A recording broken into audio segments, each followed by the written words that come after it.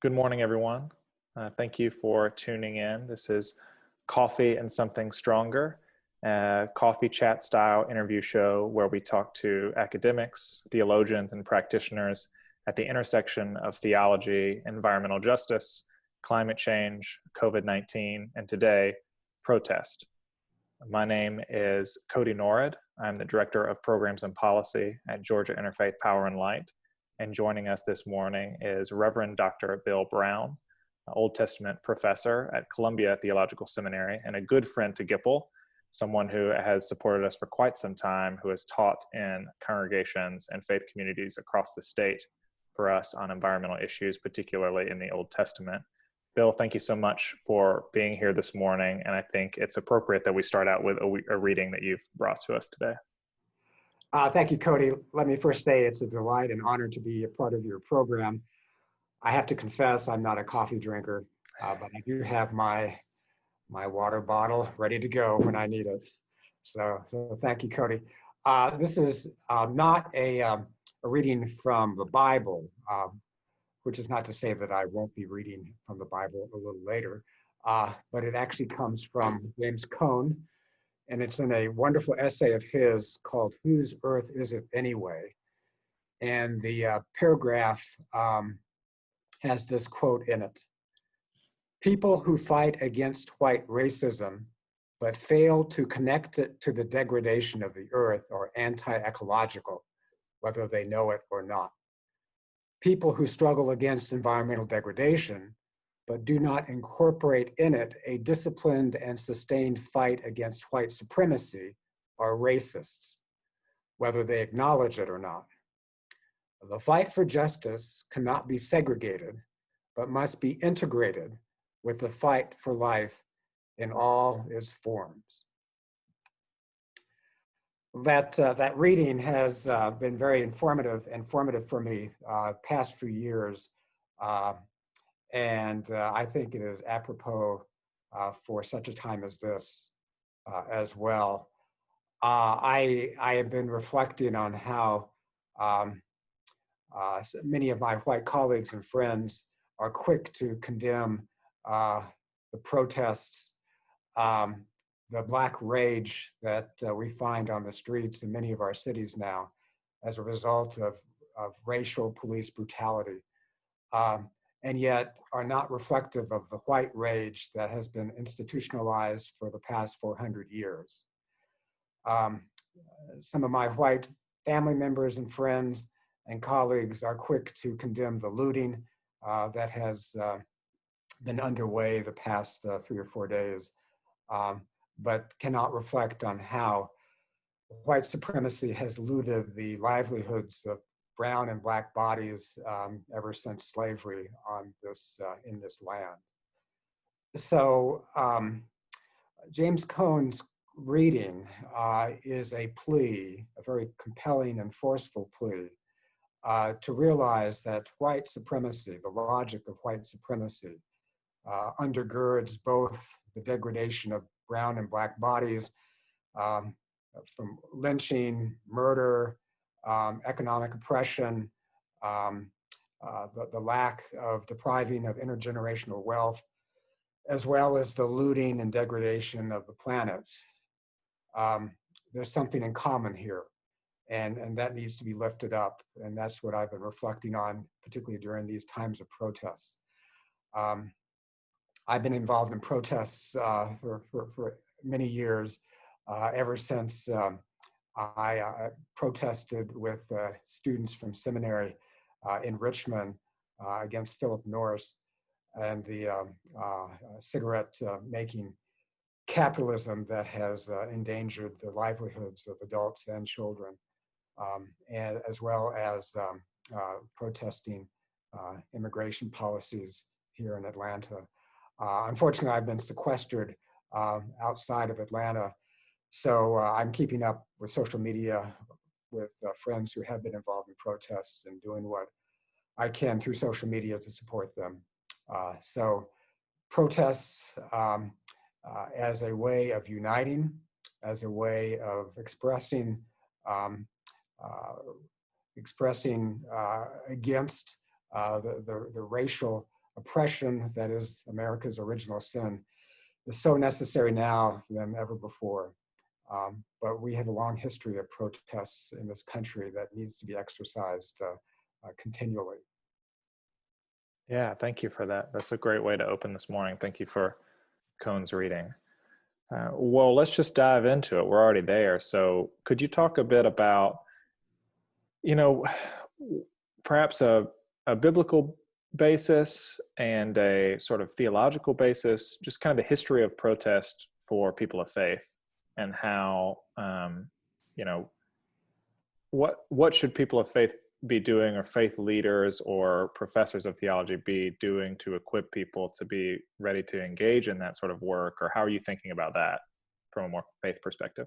Yeah, so we academics, myself included, are noted to sequester ourselves in our ivory towers. And it has been time to come down from those towers and to be involved.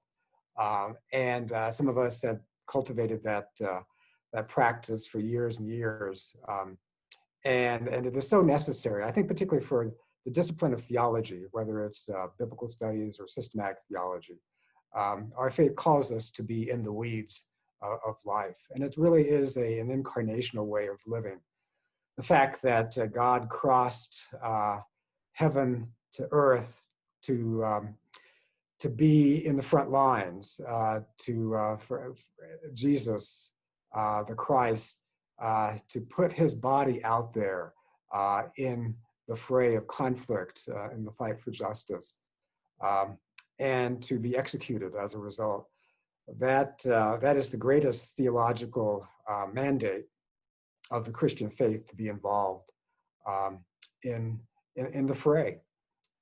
So I think protesting is in the blood of Christians. It should be in the blood of Christians as a way of uniting and expressing our disdain, our outrage of those policies and practices that degrade and dehumanize people. And particularly in this country, of course, communities of color. So it's a necessary part of our Christian faith and practice is to protest. Yeah, I think that goes back to the incarnation. In a way, Jesus's ministry was in part a life of protest, protest in love, a protest for justice, a protest that brought him to death, but also in the vindication of his resurrection gives credence to the life of protesting. I see no other way. It is an indispensable, indelible part of Christian faith and practice. Yeah. So part of what we do at GIPL, or I try to do at GIPL when talking with congregations or green teams, is to get people to understand a bit about what you read in the Cohn piece, is that you actually have to make, at some point, to make real change, you've got to make the jump from individual and even congregational actions to being involved in actively dismantling a system which is created to pillage the environment, which relies on the devaluing of particular Black communities and communities of color in order to make environmental degradation a possibility, because that's where the waste is placed, or where the polluting agents are placed. And so jokingly, sometimes I'll say God knows a thing or two about putting someone in a city to just yell in the town square, even if no one listens. And sometimes that's what it feels like. So I'm curious, we talked a little bit about maybe what are some of your go-to scriptures about creation care and kind of how you ground that environmental ethic. But I'm also curious if you have similar types of stories that come to mind when you think about protest, or why people of faith should be engaged in, political systems. Sometimes people are resistant to do that, and obviously it's very important. And so sometimes it's helpful to look back on some stories. Obviously, Jesus is very engaged in political systems. He's obviously always butting up against that, but I'm curious for you whether anything comes to light. Yeah, it's also a prophetic mandate as well. And so Jesus stands in line with so many of the Old Testament prophets, particularly from Elijah to Amos, um, who really pointed out the injustices of their time. In fact, the 8th century prophets in particular, that would be Amos and Micah and Isaiah, were witnessing um, a dramatic economic transformation in ancient Israel, in which there was much more disparity between the rich and the poor. And the prophets pointed that out. So they did put their bodies on the line, some of them facing life-threatening attempts at their livelihood and life. Amos in particular standing and pointing out how the rich have trampled the poor and sold the righteous for a pair of sandals. And so that translates directly to our current economic times, in which there are not just one pandemic, there are several pandemics that have been operative throughout, perhaps since the birth of the United States of America, in which economic disparities have ripped apart communities, and particularly the practice of from slavery to redlining to predatory loans that have prevented communities of color from amassing intergenerational wealth. And then now with the virus pandemic exposing disparities of inaccessibility to health care that is hitting communities of color. The disparities continue to be exposed and widened. And so that demands even more protest and demands for change against the system. So the stories of the prophets are inspiring to me, as well as the life of Jesus as well, and drawing from some of my own experience in protests too. There's a sense of a unity and camaraderie that that I've only felt elsewhere in church, as I felt in the practice of protest, and it's almost ineffable. It's so beyond description, but it's that sense of connection. And so protests as well that lift up issues of environmental degradation that continue to be practiced by people of faith and people of non-faith as well. Protests are a way of joining hands with people who are very different from you and realizing there's a common basis of solidarity to lift up and for the world to behold. So as I witness these protests going on today, particularly the past 4 days, they've been quite inspiring, and some of them have been quite creative, with both police and protesters joining together. That provides a lot of hope for me. Yeah. Well, let's talk a bit about your tradition, and you yourself are Presbyterian, and I want to ask a bit about, I'll ask it both ways because we're talking a lot about protest today. So I want to know, how do you feel like, if you feel like there are particular tools and framings from the Presbyterian tradition that help you think about creation care, environmental justice, things in that vein? And also, I think maybe, are there tools and framings from the Presbyterian tradition that you think influence the ways in which you think about social action or direct action or protest or things like that? And there may not be, but I'll offer that. Well, we Presbyterians are known to be involved in social justice as part of our DNA, whether it's through protest and political activism. It is part of our practice.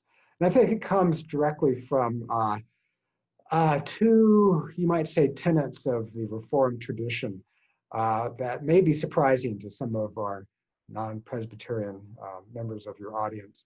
One is total depravity, as well as the sovereignty of God. And those two have been very informative for me as I sometimes have struggled with despair and hopelessness as to how the lack of progress in our policy and politics in this country. But let me say, the sovereignty of God, which on the one hand may sound very hierarchical, and it is, and it needs to be retranslated for such a time as this. But on the other hand, God's sovereignty ensures the awareness that all things belong to God.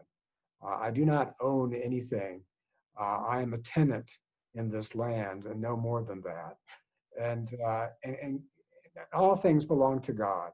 The earth is the Lord's and everything in it. And so God has a stake in creation, in our lives, in communities of color. God has a stake in all of this. It all belongs to God. And so it relieves me from the burden and the greed of owning anything as I dedicate everything to God. And then total depravity is, I think, the Presbyterian way of fighting against hopelessness and despair, realizing that every act that we perform, everything we push for, will in some sense fail. It will always be tainted with some, if I dare say, contaminant of self-interest. And so to be aware of that is not a call to inaction, but actually for me and for many of us, a call to continue to act. But realizing that the headwinds of evil need not provoke a paralyzing sense of despair in any of this, but in realizing that there will be failure, there will always be challenges, there will never be a realized utopia that can easily be gained by soliciting God and ourselves. Total depravity reminds us that the work is painful, hard, the progress is slow, but there will always be these glimpses of hope. Total depravity reminds me that I do not live by optimism, but I live by hope against hope, hope against despair. And it's been helpful to me, and I think to many fellow Presbyterians as well. So the sovereignty of God, who is Lord over the kingdom of creation as a community that belongs to God, and total depravity. As I like to say, that even those of us who believe so earnestly in total depravity can't be all that bad. Hope against everything else in spite of. You've talked a bit about, written about, especially in a time of coronavirus, sort of the wanderings in the wilderness and how that comes to bear on our present situation. It seems like that some of that work might be applicable to this sort of talk about finding hope in the midst of despair, perhaps, and confusion. And so I wondered if you talk a little bit about what you have been writing about and thinking about in terms of wilderness.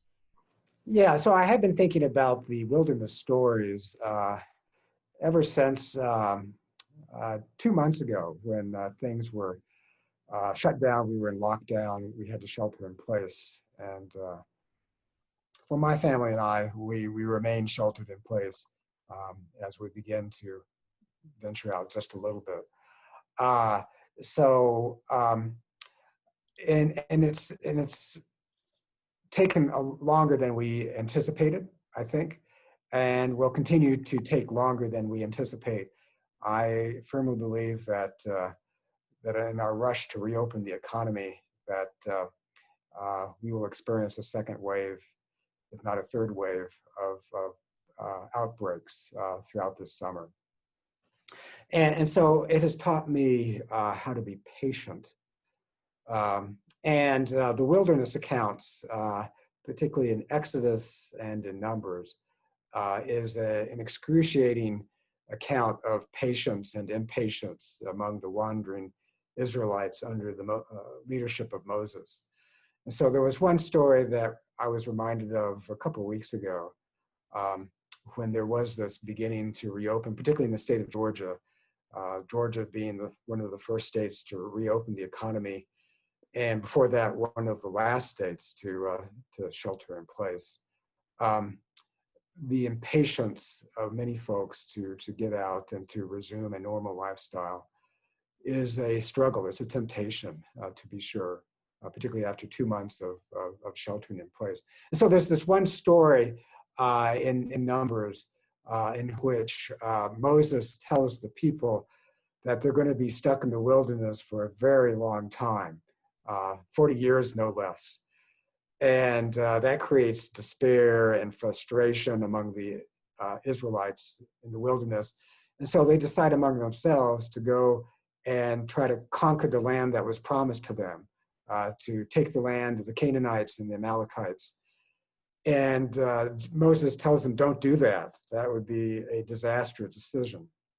But they go ahead and do that, and the result is total decimation. And for me, that is a telling parallel to the temptation to go out and resume a normal life right now, and just to forget the warnings of epidemiologists and immunologists of how insidious this virus is. And so one lesson from the wilderness stories is the lesson of patience. But in our patience, to learn from living in the wilderness. And one of the lessons from that is to be satisfied with the simple things that we have that are available for us, even in the midst of this pandemic. And so when the Israelites received manna from heaven, there is initially a sense of wonder and gratitude of this source of sustenance that God freely provides out of love and concern and care. But after 40 years, they're getting pretty tired of this manna. And so, as you know, the word manna means what, or what is it? And after they get sick and tired of manna and demand more, what is it becomes sort of a WTF. That is, they just can't stand it anymore. And they demand so much more. And part of the temptation in the wilderness for the Israelites is the yearning to go back to Egypt, where they think they begin to romanticize that life of enslavement, where they feel they were provided plenty of sustenance. And so they yearn to go back. But God makes sure that they don't do that, which is a lesson for us today, is that there is no going back. There is no old normal that we can return to after we have a vaccine. And we're learning, of course, from, again, from police brutality that has taken the lives of many African Americans, most recently, of course, George Floyd and Breonna Taylor. We can't go back. I don't want to go back. Even in my whiteness, I do not want to go back. I want to go towards a vision of community that is beloved, that ensures the safety, security, and dignity of every person, and particularly Black and brown bodies. So I don't want to go back to the past. The pandemic is sort of a viral reminder of that. But even more ingrained in American society is the systemic racism that we can no longer go back to. We should never have done it in the first place. And so we have so much to look ahead for, but so much painful work that needs to be done, particularly for white people, myself included. So yeah, those are some of the lessons of the wilderness, fighting against this nostalgia of going back and realizing that that time before the pandemic was infected with racism, and has always been. And so may this pandemic be another avenue to address and redress the wrongs of evil that are part of American culture, particularly racism. How do So you think, yeah, you know, thinking about that is really great. And I think I appreciate the layering of, I had not thought about that, but the wandering stories, wilderness stories, and the idea of wanting to go back and then layering that on top of the pandemic. Like, we're not going back. We shouldn't want to go back. Obviously, the temptation I know for people is to, how can we get back to that world where we can live a normal life? And so I'm curious, what do you think in the wilderness stories, and even now, the spiritual discipline of patience, for lack of a better term, and also a dedication to moving forward, whatever that is. How do you think are some ways that faith communities or individuals can foster that? How do we do that well? yeah, I think I'm trying to figure that out myself because this is a new situation for all of us, this pandemic, and so it has given me a new appreciation of the psalmic plea to wait in the Lord, to wait for the Lord. This discipline of waiting uh, or patience. But on the other hand, it's not a passive patience by any means. It is an active patience that can cultivate a life of activism, and in this time and place of protest as well. So it's a waiting that is a protest. That is a protest that is a waiting that is filled with hope, but avoids optimism, because optimism will simply fall into despair. It is a way of looking towards the future without going back to the past, but on the other hand, learning the lessons of the past so that we don't repeat the past as we move forward together. And so I'm still struggling with that myself. And this may be a downfall on my part, but I yearn to be out in the protest um, uh, physically, but I'm also concerned about my health. And I know for our brothers and sisters of color, they're facing so many pandemics personally and bodily. And they have not so much the choice not to protest, whereas in my white privilege, I do. And so I confess that, and I'm very troubled by that. Um, and I'm also struggling with protecting my health as one of the endangered older males who is more susceptible to this virus than others. And so we have a daughter who's very eager to go out and protest. And so we support that, but also remind her of ways to keep safe as well. So it's a struggle, and I don't have any easy answers for any of that. But it has compelled me to think of waiting and patience as a form of testimony that that will help in overcoming the pandemic, the viral pandemic. But also in struggling and the yearning to be out and involved in the protest. And so I do that on social media, uh, sort of vicariously, and hope and pray that that is some bit of help. Yeah, so Yeah. I don't have an easy answer for that. No, But thank I you. think the trick is to realize that activism and patience, the discipline of patience and the hard work of activism, including protest, can be integrated together in different ways for different folks. Yeah, thanks for that. I can already tell that I'm going to have to end up asking you to come back for a second round, because I know we could talk forever about so many of these things, and I feel like I'm not going to be able to touch on them all. But I do want to talk about Pentecost, and that seems relevant in a world of coronavirus. It seems relevant in a world of protest. And so I want to know, what you think about kind of the significance of the Holy Spirit and Pentecost in the moment of now, and of course, how that might relate to environmental issues. But I'll hand that back to you. Yeah, so I know a lot of our preachers in the audience have reflected on Pentecost this past Sunday.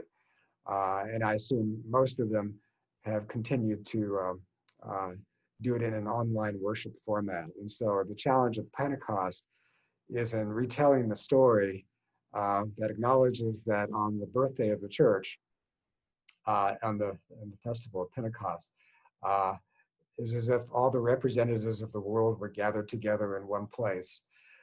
We can't do that physically. And so the challenge has been to reinterpret Pentecost for our time of virtual communication. And so the fact that the Spirit moves among them as, tongues of fire, in which there is clarity of communication. And so people of all the nations begin to hear the message of the gospel in their own language. And that is something that is to be celebrated and cultivated during this time, this season of Pentecost, even though we cannot physically be together. And if we can, to do it safely. Pentecost has highlighted that challenge, perhaps more than other seasons of the Christian liturgical year. And the way I have sort of struggled with that and worked with that is focus on the Spirit moving. It is a fiery spirit, it is a spirit of change. It is a spirit of clarity of communication. It is xenolalia over glossolalia, in which the message is communicated clearly, effectively, and with power and force to unite peoples of different nations, peoples of different traditions and backgrounds. And that is a great testimony in the story of Pentecost. It's sometimes been argued that Pentecost is a reversal of the Tower of Babel story, in which God confused the languages of all the people who were gathered together to build this tower to breach the boundary between heaven and earth. I don't see it quite that way. It's more of an extension of the Tower of Babel story, or the logical conclusion. It's not that in Pentecost we're all reduced to a common language, and that all of our cultures have been reduced to something in common, or just burned down to the ground by fire. No, it's an affirmation of our cultures, but also an affirmation that the gospel can reach into all of our cultures, affirming our various practices and backgrounds, but with a clear message that unites us all together, not at the expense of our various cultures, but actually an affirmation of our cultures. And so when the author of Acts, we'll call him Luke, tells the story of Pentecost, he really exercises a sort of taxonomic delight in listing all the different cultures and nations that have gathered there to witness to the disciples speaking in their own languages. And so there is this delight in our cultures that is reflected in the biblical story. And that needs to be affirmed as well. Yeah. And finally, the Spirit. And so the Spirit moves as tongues of fire, bringing together communities. And I can only note that the first mention of Spirit is in Genesis chapter 1, verse 2, in which the Spirit of God, or the breath of God, or the wind of God is hovering over the face of the deep, poised to bring forth creation as God speaks, the first act of creation, let there be light. And so creation itself is generated by God's breath or wind or spirit. Every time God speaks 10 times in Genesis 1, to bring forth creation. And every time God speaks, there is this issuance of the Spirit, of God's breath, that brings forth in the beginning light, and then enlists the creative elements to bring forth life. And every step of the way begins with God's utterance of God's breath. That is an exercise of the Spirit. And we read in Psalm 104 that is God's breath or Spirit that renews the face of the earth. And so God's Spirit at Pentecost is also the Spirit of God at work in creation. And so there's that indelible link between communities of faith and the community of the earth. It is God's Spirit that that enlists the beloved community for the biotic community. And so it's all there from the very beginning. And then it's so very well present in the birthday of the church. And it's so very much present this day in this time of protest and calling to account systemic racism in our country. Yeah, thank you for that. Well, I want to talk about the Genesis Code. I want to talk about wonder. I want to talk about a couple of these things, but I am trying to keep it from less than 2 hours. So I might